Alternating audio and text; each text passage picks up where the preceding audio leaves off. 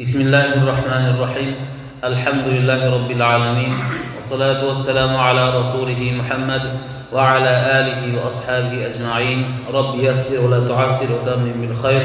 Assalomu alaykum hurmatli jamoatimiz. Inshaalloh bugun ham Alloh taolaning kalomidan suralardan bir sura bo'lmish Kafirun surasi haqida suhbatlashamiz. Hammamizga ma'lumki, bu surani biz doimo Kafirun surasi, ya'ni kofirlar deb nomlangan sura deb bilamiz. Ammo shu bilan birgalikda uning boshqa nomlari ham bor. Ya'ni mashhur bo'lmagan nomlari bor. Bu nomlardan biri Suratut Tavhid al-Xolis. Sof tavhid surasi degan ma'noni ham bildiradi. Ya'ni bu sura yakka yolg'iz Alloh taologa ibodat qilish ma'nosini o'z ichiga olganligi uchun ham Payg'ambarimiz alayhisolamning ham va boshqa mu'min musulmonlarning e'tiqodini Allohgagina ibodat qilish ma'nosini o'z ichiga olganligi sababli ham Tavhid surasi ham deb nomlanadi. Va yoki yana bir nom bor, Bara'atun minash-shirki wal wasaniyah. Ya'ni Allohga o'zgalarni sherik keltirish va turli xil but sanamlarga ibodat qilishdan pok bo'lgan sura degan ma'noni ham bildiradi. Demak, mana shu ma'nolari bor. Bu suraning nozil bo'lish sabablariga kirishadigan bo'lsak, musulmonlar asta-sekin ko'payib, Payg'ambarimiz alayhisolamga erishgan sahobalarning adadi kengaygani sari Makka mushriklari nima qilishni bilmay qolishdi. Urib ko'rishdi, kaltaklashdi, turli xil yo'llarni qilishdi-yu, musulmonlarning sonini kamaytira olishmadi. Nima qilsak bularni yoyilib ketishi to'xtaydi deb kelishdi. Nima qilsak bo'ladi? Bitta yo'l bor, Muhammad alayhisalom bilan kelishish kerak, shartnoma tuzish kerak. Shunday shartnoma tuzaylikki, u ham qaytib rivojlanmasin, o'z holida qolsin, biz ham tinch yashaylik deyishdi. Mana shunda mushriklar yig'ilib, Quraysh mushriklarining katta-kattalari yig'ilib, Payg'ambarimiz sollallohu alayhi vasallamning huzurlariga kelib aytdilarki: "Ey Muhammad alayhisalom, bir ajoyib shartnoma tuzamiz" deyishdi. Qanday shartnoma dedilar Payg'ambar alayhisalom? Shunday qilaylikki, ikkimizga ham manfaatli bo'lsin. Huquqlarimiz teng bo'lsin. 50% ga 50% bo'lsin. Biz sen atayotgan Xudoga 1 yil ibodat qilamiz. Keyin sen bizni ilohlarimizga, olihalarimizga 1 yil ibodat qilasan. 1 yil sen, 1 yil biz, 1 yil sen, 1 yil biz. Xuddi shunday qilib taqsimlaymiz. Shunday qilib taqsimlasak, kelishsak, hammamiz yaxshi bo'ladi. Sen ham o'zing xohlagan, ey Muhammad, sen ham o'zing xohlagan mol davlating, boyligingga ega bo'lasan. Sen ham bizga o'xshab boy va davlat mazza yashaysan. Eganing oldingda, yemaganing ketingda bo'ladi deydi. Shunda Payg'ambarimiz alayhisalom aytdilarki: shuncha harakat qilyapman-ku Allohning yolg'izligini bildirishga, endi Allohga sherik keltiraymi? Aslo rozi bo'lmayman dedilar va g'azablandilar. Payg'ambarimiz alayhisalom endi nima deyishni bilmadilar. Endi nima deyish kerak? Shunda Alloh taolo quyidagi Kafirun surasini nozil qildi. Mana shu sura nozil bo'lgach, Payg'ambarimiz alayhisalom butun Quraysh mushriklarning oldiga chiqib, baland ovozda bu surani o'qib berdilar. O'qib berish asnosida Payg'ambarimiz alayhisalomga taklif bergan. Ya'ni 1 yil sen, 1 yil biz ibodat qilamiz deb taklifini bergan mushriklarning kattalari to'lig'icha batamom noumid bo'lishdi.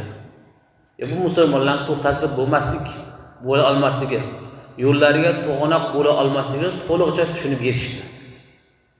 Demak, bu suraning ma'nosiga kirishadigan bo'lsak, A'udhu billahi minash shaytonir rojim. Qul ya ayyuhal kafirun. Qul so'zi ayting degan ma'noda ishlatiladi arab tilida. Ya'ni ey Muhammad alayhisalom ayting. Borib ayting kofirlarga.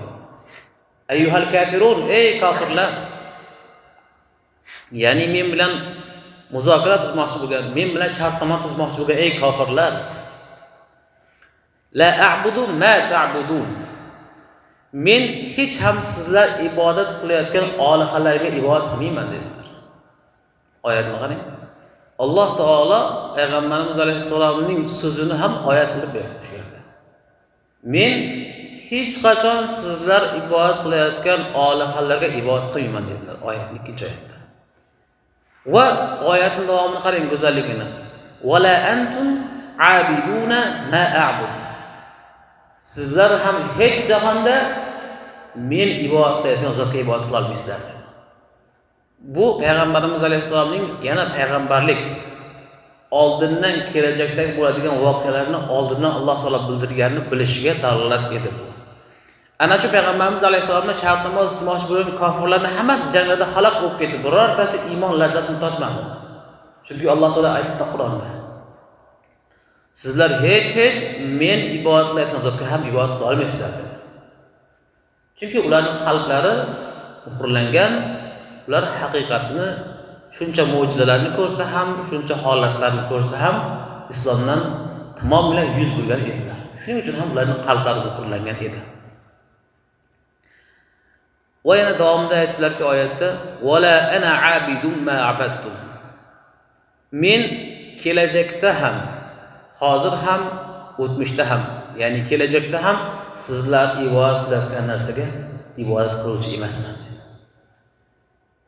Yuqorida aytib, sizlar kelajakda ham hech ham meni ibodat qilayotgan zotimga ibodat qila olmaysizlar dedi-ku. Men ham kelajakda to'liqcha noumid bo'linglarki, hech qachon qiyomatga qadar sizlarni olihalaringga ibodat qiluvchi emasman dedilar Payg'ambar alayhisalom. Va yana davomida wala antum abiduna ma a'bud. Va sizlar ham hech qayta takrorlab keltiryaptiki, hech men ibodat qilayotgan zotga sizlar ham ibodat qiluvchi emassizlar. Bu yerda oyatlarni takrorlab kelishi arab tilida bir narsani takrorlab keltirsa, u juda ham ahamiyatli, juda ham o'rli, e'tiborli gap ekanligini va ta'kid ekanligini. Qiyomat kuniga qadar sizlar ham xohlasizlaring ham iymon keltira olmaydigan holatda sizlar degan ma'nolarni bildirib qo'yar ekan. O oyatning so'ngida 6-oyatimizda lakum dinukum wali yadi. Vadini, ya'ni sizlarga o'zlaring mana shu din deb bilayotgan buzuq narsalaring o'zlaringga xos. Mana shu e'tiqod bilan o'lib ketasizlar. Va menga esa o'zimni dinim yetarli dedilar Payg'ambar alayhisalom. Ya'ni har kimga o'z yo'li degan ma'noda oyatning oxirini Alloh taolo demak mana shu oyatdan tugatdi. Payg'ambarimiz alayhisalom ham aynan mana shu oyatlarni mushriklar oldiga chiqib o'qiganlarida mushriklar tamomila nafaqat Payg'ambarimiz alayhisalomni, balki butun musulmon ummatini endi shirkka burish, islomdan qaytarish mumkin emasligini tushundi va butunlay noumid bo'lib, endi boshqa yo'llarni, ya'ni islomni to'xtatishga boshqa yo'llarni qidirishni boshladi desak ham to'g'ri bo'ladi inshaalloh. Imom Buxoriy rahmatullohi alayh aynan mana shu la a'budu ma ta'budun oyatini va la ana abidun ma abadtum oyatini sharhlagan vaqtlarida Imom Buxoriy aytgan ekanlarki, men qolgan umrimda ham sizlarning ibodat qilayotgan olihalarga ibodat qilmayman degan ma'noni bildiradi degan ekanlar. Biz ham yuqorida buni aytib o'tdik albatta, ya'ni kelajakda qiyomat kuniga qadar ham sizlar ibodat qilgan olihalarga ibodat qilmaymiz degan ma'noni biz ham aytdik. Imom Buxoriy rahmatullohi alayhi ham aynan mana shu oyatlarni aytgan oyatlarning ma'nosini aytgan ekanlar.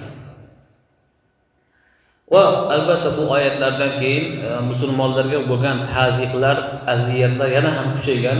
Aynan mana shu oyatlar tilovat qilingandan keyin Makka mushriklari yana ham g'azablanganlar. Payg'ambarimiz alayhisolamga to'g'ri ochiqdan ochiq o'zlariga aziyat yetkazishdan biroz tiyilganlar, chunki Payg'ambarimiz alayhisolamni himoya qiladigan Abu Talib bor edi, Hamza roziyallohu anhu bor edi, katta buyuk insonlar borligi uchun ham, baquvvat insonlar borligi uchun ham ko'plab mushriklar ochiqdan ochiq Payg'ambarimiz alayhisolamning shaxsini o'zlariga aziyat yetkazishdan biroz tiyilgan bo'lsalarda, sahobalarga aziyatlar mana shundan keyin juda ham kuchayib ketgan ekan.